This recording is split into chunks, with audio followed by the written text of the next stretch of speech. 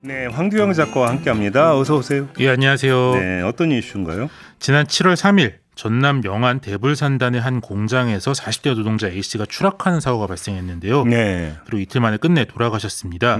특히 이제 A씨의 부친도 20여 년 전에 산재 추락 사고로 유명을 달리한 것이 알려지면서 많은 분들이 함께 안타까워했고 네, 또 저도 분노하셨죠. 이 보도를 봤습니다. 예, 네. 예. 유가족들께서 어제 원청 대표를 중대재해처벌법 위반 혐의로 고소했는데요. 그런데 처벌 여부가 조금 불투명한 상황입니다. 원청 대표를 고소를 했다. 예, 뭐 하청 대표도 다른 혐의로 또 고소를 했죠. 알겠습니다. 아무튼 일단 좀 구체적으로 어떻게 된 건지 좀 간략히 추려 주시겠어요? 이제 고인은 선반 블록을 제작해 조선소에 납품하는 주유일이라는 회사에서 일을 했는데요. 소속은 형도라는 하청업체였습니다. 네. 그러니까 이제 대기업 납품업체의 또 사내 하청이었던 건데요.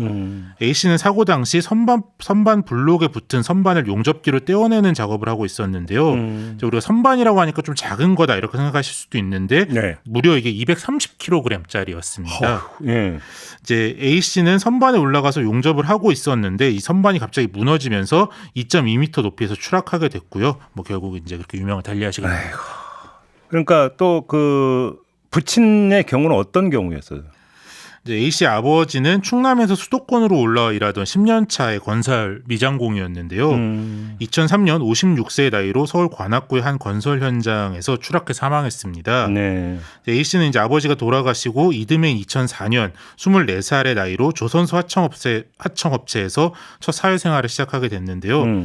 이렇게 이제 A 씨 부자처럼 산재 추락 사고로 사망하는 경우가 작년 한 해에만 322명. 이라고 하니까요. 이제 거의 매일 일어나고 있는 상황이라 뭐 이런 비극이 얼마든지 좀 반복될 수도 있습니다. 네, 아무튼 이 A 씨 사례로 다시 돌아가서 안전장치가 전혀 없었던 거예요? 그렇죠. 이제 산업안전보건 기준에 따르면 100kg 이상의 중량물을 해체할 때는 작업 계획서를 수립하고 지휘자에 입회하여 작업을 해야 한다. 이렇게 규정되어 있는데요. 네. 유족과 노조는 이제 A 씨가 혼자서 작업을 하고 있었고 갑작스런 추락에 대비할 수 있는 최소한의 안전장치도 없었다. 이렇게 얘기를 하고 있습니다. 그런데 이제 안전한 작업 환경을 만들고 작업 계획 세우고 인원을 배치하고 노동자들이 잘 지키는지를 확인하지 하는 게 모두 이제 원청의 책임인데 네. 이게 지켜지질 않았기 때문에 이제 원청 대표가 잘못이 있다. 그래서 이제 중대재해처벌법 위반으로 고소를 하게 된 거죠. 그럼 원청 대표 처벌 가능성은 어떻게 봐야 됩니까? 그러니까 유가족과 노조의 주장대로 이제 안전확보 의무를 안 했다면 이제 중대재해처벌법으로 처벌을 받는 게 당연해 보이는데 이게 좀 간단한 상황이 아닙니다. 왜요?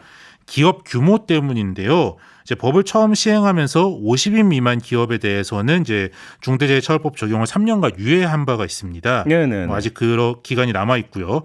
이제 원청인 주유일이 이제 등록된 임직원 수가 31명인데요. 네. 이렇게 봐서는 얼핏 유예 대상으로 보이는데 네. 노조는 이 회사가 울산과 대불산단에서 공장을 10개나 운영하고 있어서 실종사자 수는 50명을 훌쩍 넘는데도 불구하고 이제 법인 쪼개기로 중대재해처벌법을 회피하고 있다. 이렇게 주장하고 있습니다. 결국은 만약에 재판에 간다면 쟁점은 기업 규모가 된다 이런 얘기가 되네요. 그렇죠. 이제 뭐 서류상으로만 중소기업인지 아니면 실제로 중소기업인지 여부가 중요한데요. 네. 이제 원래 이 기업 쪼개기라는 것이 근로기준법을 회피하기 위해서 많이 쓰였는데 이제 5인 미만으로 쪼개는 거죠. 근로기준법은 5인 미만 적용을 제외하니까요. 네.